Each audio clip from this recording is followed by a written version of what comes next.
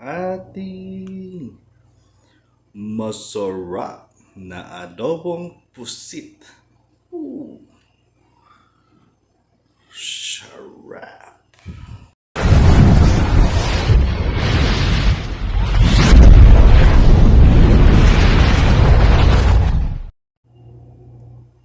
For today's video guys, magluluto tayo ng isang masarap na namang recipe.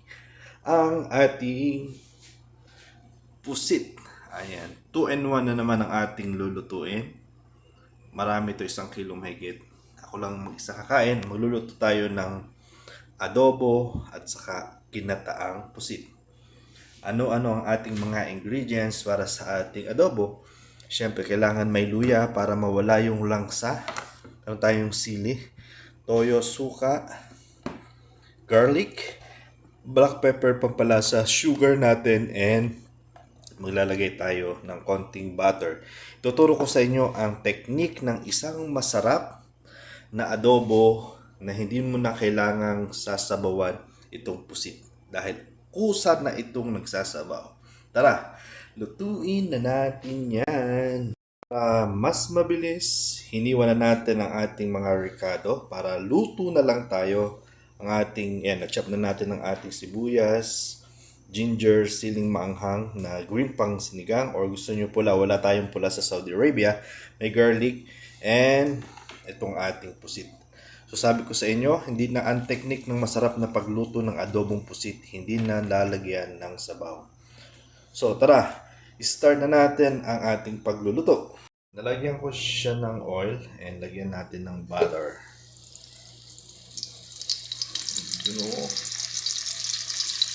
Butter. Butter. And lagyan na natin yung ating mga ricado.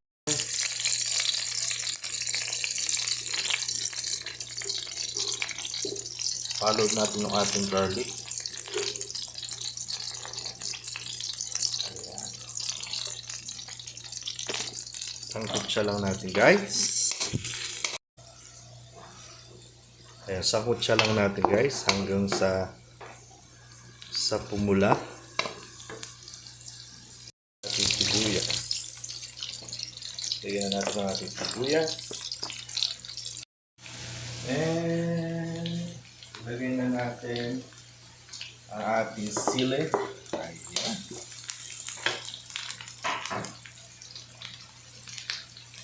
Ayan guys, may sili na yan. Hindi ko alam kung maanghang yan. Ilalagay natin yung kalahati. Sabi ko sa inyo ay kalahati lang. Kasi yung kalahati ay gagataan ko. Isasakot-siya ko lang ito, pero bukas ko na yung lulutuin nyo.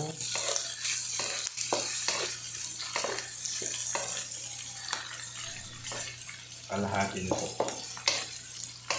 Ayan, ako lang kasi kakain guys. Ayan na. Ang bango. Sabi ko sa inyo ay hindi niyo na kailangan lagyan na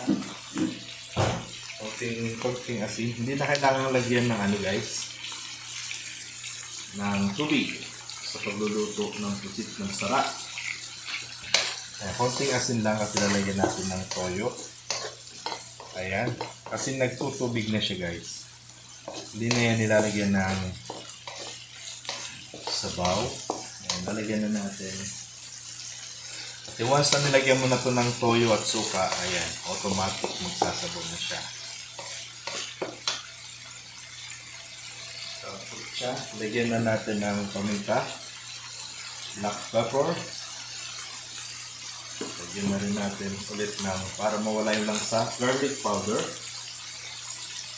Garlic powder na siya. Ayan. Naamoy ko yung butter. Ang bango. Ayan. Sabi ko sa inyo, hindi siya, ito yun, nagsasabaw na siya. Huwag na huwag niyong lalagyan ng sabaw kasi lulutang sa sabaw yan. Ay, ang masarap sa pusit ay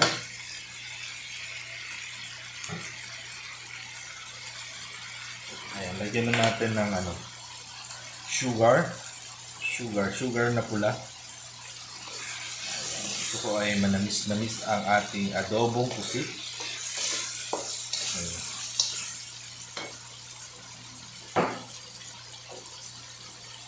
Lalagyan na natin siya. Nagtubig na siya. Oh. Bigyan natin ng pampalasa. And lagyan na natin ng soy sauce. Toyo. Ayan. At oil guys. Toyo na. O, pagka kasi nilagyan nyo pa ito ng sabaw, magtutubig ng lalo. Nakita nyo, wala tayong nilagay na sabaw. Ganyan ang pusit. Nagsasabaw na siya. Ayan, nasala natin yan eh. Kasi pagka sobrang masabaw, hindi naman masarap. Masarap nito ay yung medyo kokonti lang yung sabaw ng ating adobo.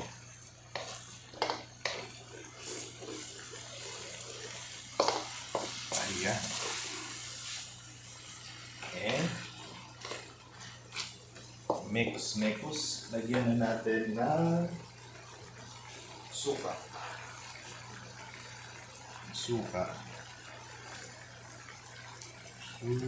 Wag na yan. Pag nalagyan ng suka, wag munang hahaluin. Wag muna nating hahaluin.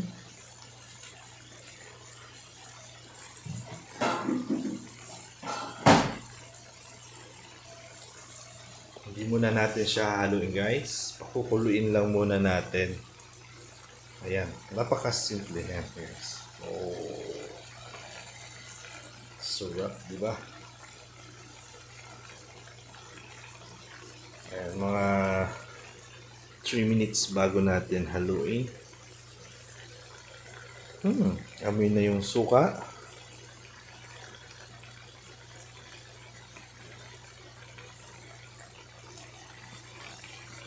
So ayan, pwede na nating haluin.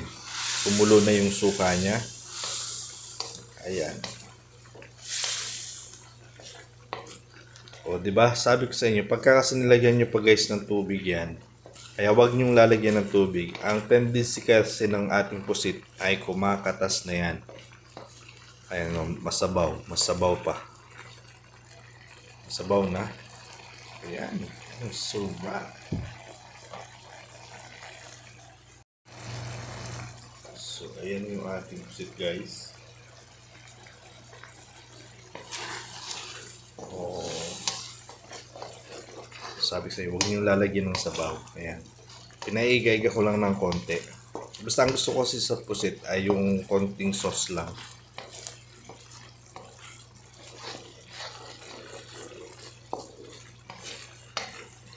Ayan. Luto na to. Pero ano ko lang ng konti pa. Medyo paigahin ko lang ng konti. Ayan o, sarap.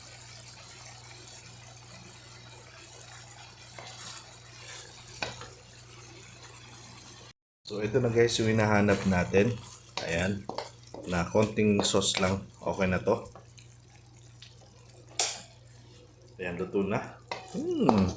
Ganyan ang gusto ko guys na adobo sa pusit. Yung ang sabaw ay kokonti. Na ganyan lang. Di ba? Nuot ang sarap kasi sa pusit guys. Ang bango, amoy butter. Sarap. I-plating na natin mga kaaalamin natin yan.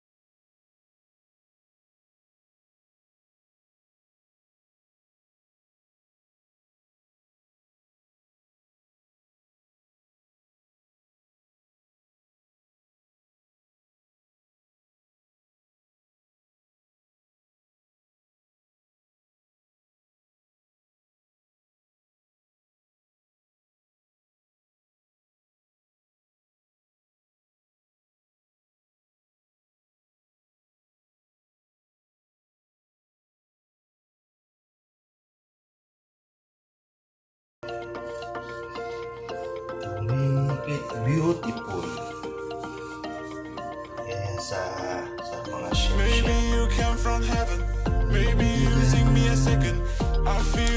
Ayun na, may masarap na tayong adobong pusit.